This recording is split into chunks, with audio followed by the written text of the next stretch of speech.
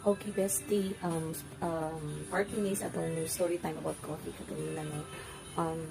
Mo to, so one time na may coffee shop and then try ko order og kanang hot coffee. So pwede ra sila makaserve po sila. Ano sila available hot coffee, hot tea. Pero mo lagi to ang serving nila piso kay sa ngatanan na may kay nga cup tapos piso kay sa ngatanan siya kay pure coffee as in pure wala sugar. Mo to nga pag inom ako paita Diyos ko pwede na jud ka mapurgas ka pait. Mo to request ang yung bestie o kanang sugar yung wala nagyan ko nila kasi nabot na amot lang kung wala sila sugar or the usual nila nga bitan nabutang og sugar sa coffee.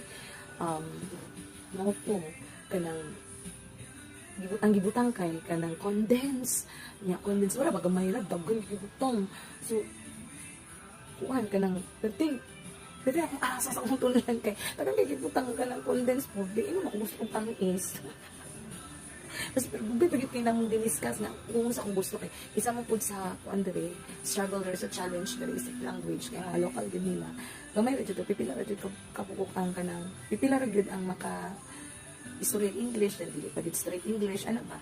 So, struggle gid rin ka ng, labi na sa kanang mga restaurant, at sa mga kanaanan ba?